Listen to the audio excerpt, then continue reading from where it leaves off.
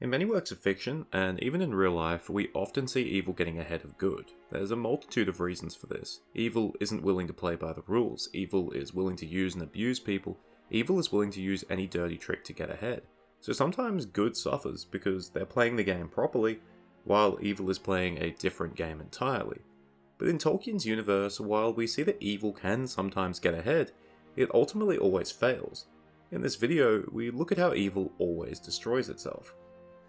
There's a really good quote from Theoden in The Two Towers just after the meeting with Saruman and when Pippin had used the Palantir. The Palantir reveals Sauron and Saruman's link, and in response, Theoden says this: "Strange powers have our enemies, and strange weaknesses. Oft evil will shall evil mar." The context of the sentence is that Grima threw the Palantir from Orthanc, though it's unsure whether he was aiming at Saruman or Gandalf. But by throwing the Palantir, he has robbed Saruman of his communication tool with Sauron. And so that reveals the meaning of the second part of the sentence, the "oft evil will shall evil mar." It's a little awkward to read and say, but the meaning is fairly simple, and it's that evil actions will often damage evil, or in other words, that evil is ultimately self-destructive. Because in Tolkien's universe, evil isn't really cool. It's selfish, it's abusive, it's short-sighted, it's often irrational and cowardly. Evil doesn't have friends or allies, it has tools or servants that have been subjugated. In the above case, it's that Grima, through his evil intent of murder, has robbed Saruman of an important tool. Evil will has evil marred. The story and the greater lore behind it is full of examples like this, and I'll go through some of them.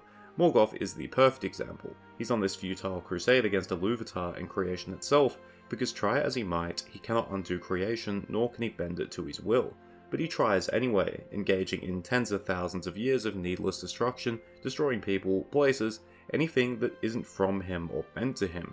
But even as he does this, with some limited successes, he gradually weakens himself by dispersing his own essence, his power, into the world. Sure, he permanently scars the world, but it's ultimately self-harm as he gradually weakens himself, and by the time of his final defeat, he is a mere shadow of his former power. Morgoth's lack of rationality, his inability to do good no matter how small, almost even got him killed. When he sought Ungoliant's aid to destroy the two trees and escape Valinor, he promised that he would give with both hands. But after Ungoliant fulfilled her part of the bargain, Morgoth went back on his deal, only offering one hand because the other had the Silmarils, which Morgoth was unwilling to give up. Filled with the power of the two trees, Ungoliant was far stronger than Morgoth on a physical level at this point, and she likely would have devoured the Dark Lord if not for the intervention of the Balrogs. So here, we have a great example of evil turning on evil, and Morgoth's selfishness almost getting him killed. We see it on a broader sense with peoples as well. The Númenóreans are a great example.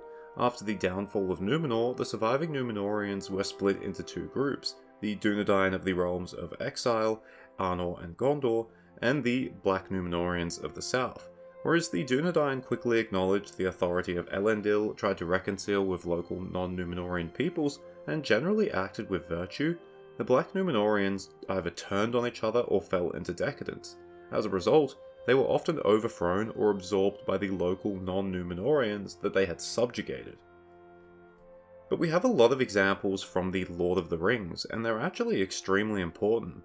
I mentioned the relationship between Sauron and Saruman before, and that is actually a perfect example of evil harming evil.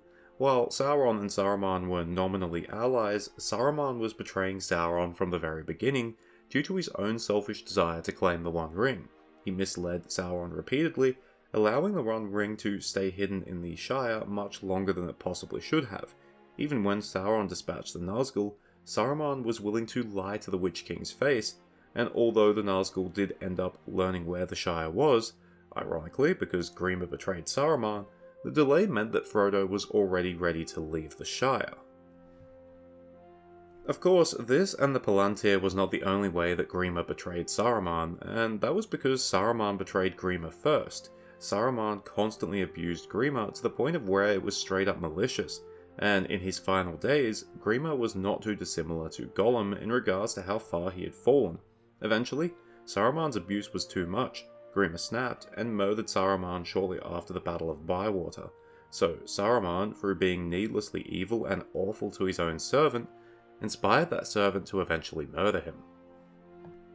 Even in the common foot soldiers, evil could damage evil. A great example was the Tower of Cirith Ungol. Gorbag, the leader of the Morgul Orcs, wishes to keep Frodo's mithril coat for himself. Shagrat, the leader of the Mordor Orcs, wants to follow orders and take Frodo's possessions to Barad-dûr. A fight breaks out, which results in the death of Gorbag, most of the garrison, and Shagrat ends up leaving alone.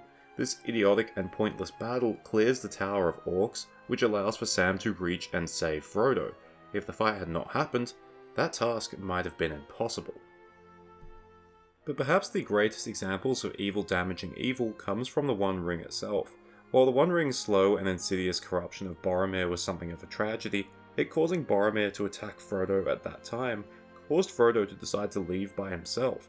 This timing allowed Frodo to avoid the orcs that attacked the Fellowship moments later, resulting in the capture of Merry and Pippin and the death of Boromir.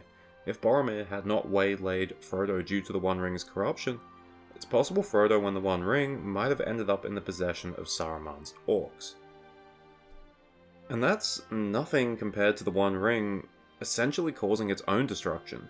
After encountering Gollum, Frodo made him swear an oath to be faithful, and Gollum does so, swearing by the One Ring itself, which Frodo points out as rather foolish. Sure enough, Gollum betrays Frodo, and on the slopes of Mount Doom, Frodo gives him one final warning, saying that if he touches Frodo again, he shall be cast into the fires of Mount Doom. Sure enough, Gollum ignores the warning, and shortly afterwards he attacks Frodo in Samathnaur, and takes back the One Ring. And then he slips. This is mentioned by Tolkien as an intervention of fate, and therefore it's often been interpreted as Iluvatar directly intervening, but it's less Iluvatar directly intervening, and more so the rules of his universe intervening. Gollum has sworn by the One Ring, a powerful and treacherous object, which he is basically enslaved to, but he has broken his oath, and Frodo has uttered the punishment, you fall into fire. So when Gollum slips, it's a consequence of the broken oath and he falls into the fire, taking the One Ring with him. The One Ring, an extension of Sauron, has caused Sauron's own destruction through a creature that it had enslaved.